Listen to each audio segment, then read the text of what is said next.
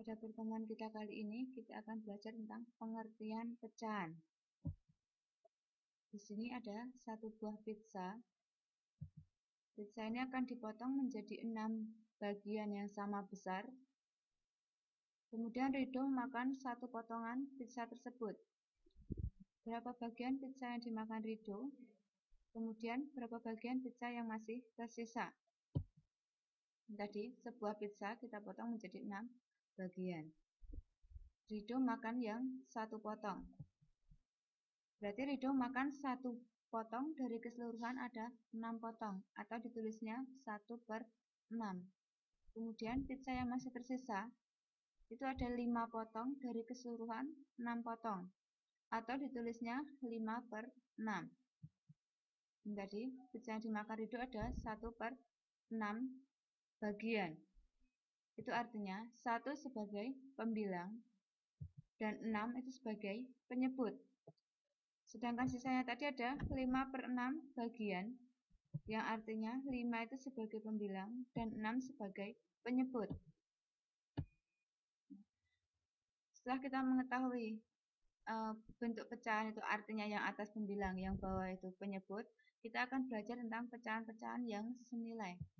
Pecahan yang senilai itu dapat diperoleh dengan mengalihkan atau membagi pembilang dan penyebut pembilang dan penyebut semula dengan bilangan yang sama selain 0.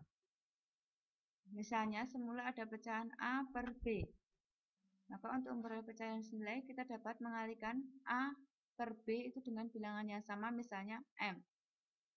A kali M, B dikalikan M.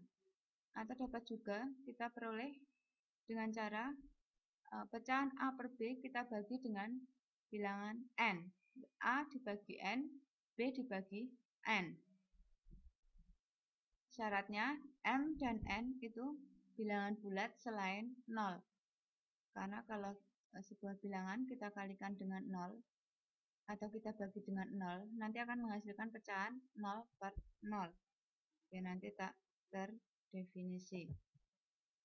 Ini contohnya. Tuliskan masing-masing 3 pecahan yang senilai dengan 5/8. Terus contoh yang kedua, 3 pecahan yang senilai dengan 20/30. Kita akan mencari pecahan yang senilai dengan 5/8 itu dapat kita peroleh dengan mengalihkan masing-masing pembilang dan penyebutnya dengan angka 2. Jadi 5 kali 2, 8 kali 2. Kita peroleh 10/16. Bisa juga kita kalikan dengan 3. 5 kali 3 dan 8 kali 3. Kita peroleh 15/24. Atau yang ketiga, kita dapat juga mencari pecahan yang senilai dengan 5/8 itu dengan mengalihkan masing-masing pembilang dan penyebutnya dengan 4. 5 kali 4, 8 kali 4. Kita peroleh 20/32. Jadi 5/8, 10/16, 15/24, dan 20/32 itu adalah pecahan-pecahan yang senilai. Untuk contoh yang kedua tadi, pecahannya 20/30. Di sini kita ambil cara yang dengan cara membagi. Masing-masing pembilang dan penyebutnya kita bagi dengan 10 misalnya. Ini 20 dibagi 10, 30 dibagi 10. Kita peroleh 2/3. Bisa juga kita cari pecahan yang senilai dengan 20/30 itu dengan membagi masing-masing pembilang dan penyebut dengan angka 5. Nanti kita peroleh 4/6. Atau dapat juga ini 20/30 tadi kan senilai dengan 2/3. Nah, dari 2/3 itu masing-masing pembilang dan penyebutnya kita kalikan dengan 3. Jadi 2 kali 3, 3 kali 3 kita peroleh 6/9. Jadi tadi 20/30, 2/3, 4/6, dan 6/9 itu juga pecahan yang senilai. Untuk latihan, istilah titik-titik berikut dengan bilangan yang tepat. Ada 2/5 sama dengan berapa per 20. Kemudian yang kedua, 27/36 itu sama dengan 18 per berapa. Ini pembahasannya. 2/5 sama dengan berapa per 20. jadi 20 itu kan dikalikan dengan 4. Jadi yang atas itu juga harus kita kalikan dengan 4. Kita peroleh 8. Jadi 2/5 itu sama dengan 8/20. Ini adalah cara yang pertama.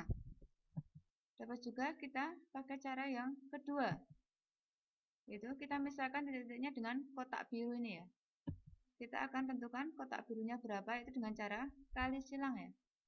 Jadi kotak kali 5 itu nanti sama dengan 2 kali 20. Nah, untuk mencari kotaknya adalah 2 kali 20 dibagi 5. Maka kotaknya adalah 40/5 yaitu 8. Jadi tadi 2/5 itu sama dengan 8/20. Nah, tadi. Untuk cara yang kedua tadi kita pakai istilah kali silang, yaitu apabila ada pecahan yang senilai A per B yang sama dengan X per Y, maka berlaku rumus A kali Y sama dengan B kali X. Nah, cara ini lebih kerennya, lebih ngetren dengan istilah kali silang. Di sini kita ambil tadi yang contoh yang kedua tadi kan 27/36 itu sama dengan 18 per titik-titik.